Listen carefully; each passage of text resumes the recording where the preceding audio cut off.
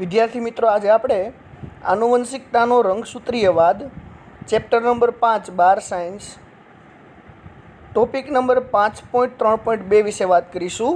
આનુવંશિકતાનો રંગસૂત્રીયવાદ કે રંગસૂત્રોને લીધે કેવી રીતે આનુવંશિક માહિતી એક પેઢીથી બીજી પેઢીની અંદર આવે છે એ જોવા માટે મેન્ડલે અને અન્ય બધા વૈજ્ઞાનિકોએ કેવા પ્રયત્ન કરેલા હતા।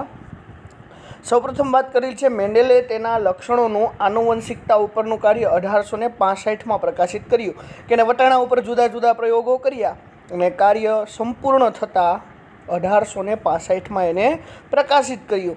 તેમ છતાં કેટલાય કારણોસર 1900ની સાલ સુધી અજાણ રહ્યું। પોતે પ્રકાશિત 1865માં કાર્ય કરી દીધું હતું, પરંતુ 1900ની સાલ સુધી આ કાર્ય કેવું રહ્યું? ઘણા બધા કારણોસર અજાણ રહ્યું। કેવા કેવા કારણોસર આ પ્રકાશિત થયેલું કાર્ય અજાણ રહ્યું હતું? તો એના માટેનો પહેલો મુદ્દો છે કે પ્રથમ એ દિવસોમાં સંચાર વ્યવહાર સરળ ન હતો। હાલની જેમ અત્યારે તમને ખબર છે કે મીડિયા, ન્યૂઝપેપર, આ તે બધી વસ્તુ છે કે કોઈ નવી માહિતી બને તો આખા દેશમાં સરળતાથી ફેલાઈ જાય, પણ એ સમયે એ દિવસોમાં એટલો બધો સુવ્યવસ્થિત સંચાર વ્યવહાર નહોતો, જેથી કરીને કોઈ કાર્ય પ્રકાશિત થાય તો જે તે એરિયા પૂરતું સીમિત રહે છે, જેનાથી તેઓના કાર્યનો બહોળો પ્રચાર મળ્યો નહીં। અત્યારે જેવો સંચાર વ્યવહાર ત્યારે નહોતો, એટલા માટે એનું કાર્ય છે બહોળી માત્રામાં પ્રચાર ન થઈ શક્યું। બીજું, જનીનો અથવા તો મેન્ડલની ભાષામાં જનીનોને તે પોતે શું કહેતો? કારકો। આ કારકો માટે એ સંકલ્પના આપી કે તે લક્ષણોના નિયંત્રણની સ્થાયી તેમજ અલગ એકમોના સ્વરૂપે છે તથા તેના નિયંત્રણની સંકલ્પના અર્થાત એવા એલલ કે જે એકબીજા સાથે સંમિશ્રિત થતા નથી। આ બાબત મેન્ડલના સમકાલીનોને સ્વીકાર્ય નહોતી કે ત્યારના જે આ સમકાલીનો હતા ત્યારે એની હારે જે જીવવાવાળા હતા એને આવી એલલ વિશેની સંમિશ્રણની બાબત હતી સ્વીકાર કરી નહીં। ત્રીજું કારણ કે તેઓ પ્રકૃતિની વિવિધતા રૂપે પરિચિત હતા। ત્યારના સમકાલીન લોકો જે હતા એ બધા પ્રકૃતિની વિવિધતાને માનતા, એટલા માટે આવા સંમિશ્રણ થતા જે કારકો છે એ બધી બાબત ત્યારના સમકાલીનોએ સ્વીકારી નહીં। ત્રીજું, એ સમયે જીવવિજ્ઞાનીઓએ મેન્ડલના જૈવ ઘટનાના પૃથ્થકરણ માટે ઉપયોગમાં લીધેલ ગણિત આધારિત અભિગમ સંપૂર્ણ નવો હતો। તમે જોયું કે એને 9:3:3:1 1:2:1 જનીનનો આધાર, પછી 3:1 આવા બધા જુદા જુદા ગાણિતિક રેશિયા આપ્યા। તો આ ગાણિતિક અભિગમ છે ને ત્યારના સમયે છે એકદમ નવો હતો, એટલે ત્યારના જૈવ વૈજ્ઞાનિકોએ આ વસ્તુને સ્વીકારી નહીં। અંતમાં ભલે મેન્ડલનું કાર્ય અંકિત કરતું હોય કે કારક જનીન વિભક્ત એકમો હોય છે, છતાં પણ તે તેની હાજરીનું ભૌતિક પ્રમાણ આપી શક્યા નહોતા। આમ વિભક્ત જનીન છે આવું એ લોકો મેન્ડલ કહી દેતા, પરંતુ એનું ભૌતિક પ્રમાણ નહોતું મળ્યું। માઇક્રોસ્કોપિક સુવિધા એટલી બધી નહોતી, એટલે જેથી કરીને એના રંગસૂત્રને યોગ્ય રીતે દેખાડી ન ગયા, મતલબ કે ભૌતિક પ્રમાણ આપી ન શક્યા। તે એ પણ ન બતાવી શક્યા કે તે કયા દ્રવ્યના બનેલા છે, ભૌતિક પ્રમાણ ન મળ્યું। બીજું કે કારક જનીન જે છે કયા દ્રવ્યના બનેલા છે, આવી કઈ વસ્તુની પોતે સાબિતી આપી શક્યા નહીં, એટલા માટેનું કાર્ય છે ને લાંબો સમય સુધી અજાણ રહ્યું। 1900ની સાલમાં 3 વૈજ્ઞાનિકો આવ્યા, દ વ્રીસ, પોરેન્સ અને શેરમાર્ક, એ સ્વતંત્ર સ્વરૂપે લક્ષણોની આનુવંશિકતા સંબંધિત મેન્ડલના પરિણામોનું પુનઃ સંશોધન કર્યું કે આ ત્રણેય વૈજ્ઞાનિકોએ ભેગા મળી અને મેન્ડલની આનુવંશિક સંબંધિત જે પરિણામો હતા એનું પાછું સંશોધન હાથમાં લીધું। એ સમયે સૂક્ષ્મદર્શકની તકનીકીની પ્રગતિ પણ થઈ રહી હતી અને વૈજ્ઞાનિકો કાળજીપૂર્વક કોષ વિભાજન જોવામાં સમર્થ થઈ ચૂક્યા હતા, કારણ કે માઇક્રોસ્કોપ બની ગયું હતું એટલે સારી રીતે કોષ વિભાજનની બધી અવસ્થા વૈજ્ઞાનિક જોઈ શકતા। કોષ કેન્દ્રમાં એક સંરચના શોધ થઈ ચૂકી હતી, કોષ કેન્દ્રની અંદર કોષની અંદર વિશિષ્ટ સંરચના છે આવું પણ શોધાઈ ગયું હતું। જે કોષ વિભાજન પહેલાં સ્વયંજનન તેમજ વિભાજન પણ થઈ જાય છે તેને આપણે રંગસૂત્ર કાય કે જેને અભિરંજકથી તમે શું કરી શકો? રંગસૂત્રને અભિરંજિત કરી અને તમે માઇક્રોસ્કોપમાં જોઈ શકો છો।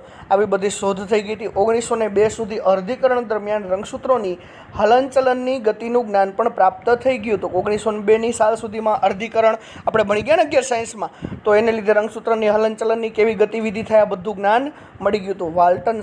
વાલ્ટર સટન અને થિયોડોર બોવરી આ બંને વૈજ્ઞાનિકોએ જોયું કે રંગસૂત્રનો વ્યવહાર પણ જનીન જેવો જ છે।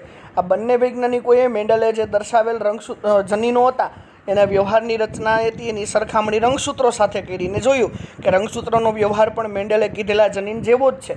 તેઓએ મેન્ડલના નિયમોને રંગસૂત્રની હલનચલનની ગતિવિધિ દ્વારા સમજ્યા કે મેન્ડલે જે નિયમો આપેલા હતા એ બધા નિયમોને પોતે રંગસૂત્રની ગતિવિધિ દ્વારા સમજ્યા અને કોષ વિભાજનની સંભાજન અને અર્ધીકરણ પ્રક્રિયામાં રંગસૂત્રોની વર્તણૂકને ધ્યાનમાં રાખી અને સમજી શકાય છે.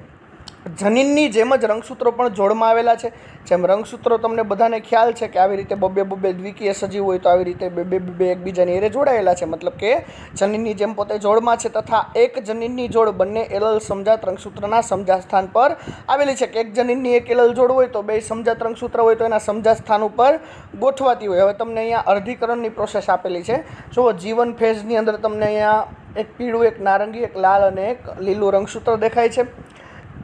G2 ફેઝમાં સ્વયંજનન પામી તે દ્વિસૂત્રી થયું દેખાણું. અર્ધીકરણ એકની ભાજનોત્તરાવસ્થામાં સંપૂર્ણ દ્વિસૂત્રી થઈ છે. તારા કેન્દ્રનું નિર્માણ થાય જેથી કરીને ઉપરનો ભાગ ઉપરને નીચેનો ભાગ નીચે તરફ ખેંચાવા લાગે છે. અર્ધીકરણ બેની ભાજનોત્તરાવસ્થામાં તમે જોઈ શકો છો કે વ્યવસ્થિત એ પાછું એકબીજાથી છૂટું પડી ગયું છે ને જનન કોષો એક કોષમાંથી કેટલા બની ગયા? 4, જેમાં પ્રત્યેકમાં એકમાં એક પીળું એક લાલ, બીજામાં એક પીળું એક લાલ, એક નારંગી લીલું આવી રીતે રંગસૂત્ર વ્યવસ્થિત રીતે ભાગ પડી ગયા અને પિતૃ કરતાં એની સંખ્યા કેવી થઈ ગઈ તો કે અડધી. આ ઘટનાને આપણે અર્ધીકરણ કહેવાય, જેના વિશે આપણે ડિટેલમાં ધોરણ 11માં ચેપ્ટર નંબર 10માં ભણી ગયા છીએ. બીજી વાત કરેલી છે રંગસૂત્રો અને જનીનના વર્તણૂકની સરખામણી. તો હંમેશા એવું કીધું છે કે તે જોડમાં હોય છે, તે પણ જોડમાં હોય છે. બીજું, જન્યુ નિર્માણ દરમિયાન એવી રીતે વિશ્લેષણ પામે છે કે જન્યુઓની પ્રત્યેક જોડમાંથી માત્ર એક જ જન્યુમાં પ્રવેશે. જ્યારે જન્યુ નિર્માણ દરમિયાન વિશ્લેષણ પામે છે અને જોડમાંથી માત્ર એક જ જન્યુને પ્રાપ્ત થાય છે. બીજું, અલગ અલગ જોડ એકબીજાથી સ્વતંત્ર રીતે વિશ્લેષણ પામે. એક જોડ બીજી જોડથી કેવી રીતે સ્વતંત્ર વિશ્લેષણ પામે છે? તો અહીં આપણે રંગસૂત્ર અને જનીનો વિશેની વાત કરેલી છે. છેલ્લી વાત એવી કરી છે કે અર્ધીકરણ એકની ભાજનોત્તરાવસ્થામાં રંગસૂત્રોની બે જોડ મધ્યાવસ્થા પટ્ટિકા પર એકબીજાથી સ્વતંત્ર રીતે સુરેખિત થાય છે. આપણે ભાજનાવસ્થામાં જોઈ શકીએ છીએ કે વચ્ચેનો ભાગ વિષુવવૃત્તીય તલ, જેને આપણે શું કહીએ છીએ? મધ્યાવસ્થા પટ્ટિકા. તો કે આ મધ્યાવસ્થા પટ્ટિકા છે એની ઉપર રંગસૂત્રો વ્યવસ્થિત રીતે આવીને ગોઠવાય છે. અને આને સમજવા માટે ડાબા જમણા કોલમમાં 4 અલગ રંગના રંગસૂત્રોની સરખામણી કરો. ડાબા કોલમમાં સંભાવના એક નારંગી અને લીલા રંગસૂત્ર એકસાથે વિશ્લેષણ પામે છે, પરંતુ જમણી બાજુના કોલમમાં સંભાવના 2માં નારંગી રંગસૂત્રો લાલ રંગસૂત્રો સાથે વિશ્લેષણ પામી રહ્યું છે. હવે જો તમને શક્યતા 1 અને શક્યતા 2 આપી છે. શક્યતા 1માં એક લાંબુ નારંગી અને ટૂંકું લીલું રંગસૂત્ર તથા લાંબુ પીળું અને ટૂંકું લાલ રંગસૂત્ર એક જ ધ્રુવ પર છે. એવી રીતે શક્યતા 2માં એવું કીધું છે કે એક લાંબુ નારંગી અને ટૂંકું લાલ રંગસૂત્ર તથા લાંબુ પીળું અને ટૂંકું લીલું રંગસૂત્ર એક જ તરફ છે.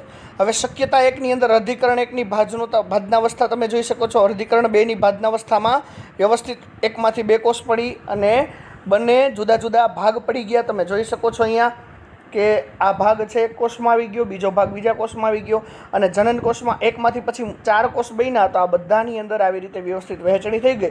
નારંગીની સાથે લીલું જોડાયેલું રહ્યું અને પીળાની સાથે કોણ જોડાયેલું રહ્યું? લાલ. એવી જ રીતે શક્યતા 2ની અંદર પણ તમે જુઓ છો કે અર્ધીકરણ 2માં વ્યવસ્થિત એના 2 ભાગ થઈ ગયા, બરાબર. અને એમાંથી 4 જનન કોષો છૂટા પડ્યા. 4 જનન કોષોમાં તમે જોઈ શકો છો કે નારંગીની સાથે કોણ આવે છે? તો કે લાલ. નારંગીની સાથે લાલ અને પીળાની સાથે કોણ આવી ગયું? તો કે લીલું. સમજાણું કે નહીં? તો આ રંગસૂત્રની મુક્ત વહેંચણી તમને અહીંયા સમજાવેલી છે. સટન અને બોવેરીએ તર્ક રજૂ કર્યા કે રંગસૂત્રોની જોડ બનાવી અને અલગ વિશ્લેષણ પામવું તે પોતાની સાથે લઈ જવાઈ રહેલા કારકોના વિશ્લેષણનું કારણ બનશે. સટને રંગસૂત્રના વિશ્લેષણને મેન્ડલના સિદ્ધાંત સાથે જોડ્યો અને જેને આનુવંશિકતાનો રંગસૂત્રીયવાદ તરીકે ઓળખવામાં આવ્યો. આમ આ વિચારણા સંશ્લેષણનું પાલન કરીને થોમસ હન્ટ મોર્ગન નામનો વૈજ્ઞાનિક, હવે વૈજ્ઞાનિક એનું નામ શું હતું? થોમસ હન્ટ મોર્ગન, તથા તેમના સાથીઓએ આનુવંશિકતાનો રંગસૂત્રીયવાદ અથવા તો સિદ્ધાંતોની પ્રયોગાત્મક ચકાસણી કરી અને લિંગી પ્રજનન ઉત્પાદનમાં જોવા મળતી ભિન્નતા માટે આધારભૂત શોધ કરી. થોમસ હન્ટ મોર્ગને આનુવંશિકતાના રંગસૂત્રીયવાદના સિદ્ધાંતને ચકાસ્યા, પ્રાયોગિક ચકાસણી કરી અને લિંગી પ્રજનન દ્વારા ઉત્પાદન થતી જે ભિન્નતા છે ને એની આધારભૂતતા શું છે એની શોધ કરી. મોર્ગને ફળની અંદર જે માખી થાય ને જેનું વૈજ્ઞાનિક નામ છે ડ્રોસોફિલા મેલેનોગેસ્ટર, તેમને પસંદ કરી અને તેમના પર કાર્ય કર્યું કે જે આવા અભ્યાસ માટે સાનુકૂળ સાબિત થઈ. સુકામાં તેમને ફળમાખી પસંદ કરી, અન્ય સજીવ પસંદ ન કર્યા. તો એના માટેના કારણ આપ્યા છે કે તેને પ્રયોગશાળામાં સરળ સંશ્લેષિત માધ્યમમાં ઉછેરી શકાય. આ માખીને પ્રયોગશાળામાં સરળ રીતે સંશ્લેષિત માધ્યમમાં તમે યોગ્ય રીતે ઘાયઘા ઉછેરી શકો. બીજું, પોતાનું જીવનચક્ર 2 અઠવાડિયામાં પૂરું કરે છે. તો એની અંદર જે પણ એની આખી જીવનચક્રની અવસ્થા છે આખી 2 અઠવાડિયામાં ખ્યાલ આવી જાય. લાંબો જીવ એવું સજીવ લીધું હોય તો એને 2 અઠવાડિયામાં પ્રયોગ પૂરો ન થાય અથવા તેની આગળની પેઢી મળતા બહુ વાર લાગી જાય તો પ્રયોગ બહુ લાંબો ચાલે. બીજું, તેમાં એક જ મેથુનથી માખીઓની વિપુલ સંતિ ઉત્પન્ન થાય કે એક વખત પ્રજનન કરે માખો અને માખી તો એનાથી ઝાઝી માત્રામાં સંતિ મળે છે. એટલે જુદી જુદી સંતિમાં કેવા ફેરફાર આવે એ પણ તમને સ્પષ્ટ રીતે દેખાય ને. તેમાં બીજું સ્પષ્ટ લિંગભેદ હતું, મતલબ કે નરને માદા સ્પષ્ટ દેખાય. જો તમને અહીંયા દેખાય છે આકૃતિ એમાં તમને અહીંયા નર આપેલી છે ને આકૃતિ બીમાં તમને માદા આપેલી છે, તો તમે સ્પષ્ટ રીતે એને ઓળખી પણ શકો. એટલે કે સ્પષ્ટ લિંગભેદ જોવા મળે છે. નર અને માદાને સહેલાઈથી ઓળખી શકાય છે, મતલબ કે નર નાનો હશે ને માદા હંમેશા મોટી હશે. સાથે તેઓમાં આનુવંશિક વિવિધતાઓના અનેક પ્રકારના હતા જે સૂક્ષ્મદર્શક યંત્રના લો પાવરમાં પણ જોઈ શકાતા હતા. આવા બધા યોગ્ય કારણોને લીધે થોમસ હન્ટ મોર્ગન નામના વૈજ્ઞાનિકે કોને પસંદ કરી પ્રયોગ માટે? તો કે ફળમાખીને. હવેની વાત આપણે સહલગ્નતા અને પુનઃસંયોજનની નેક્સ્ટ લેક્ચરમાં કરીશું.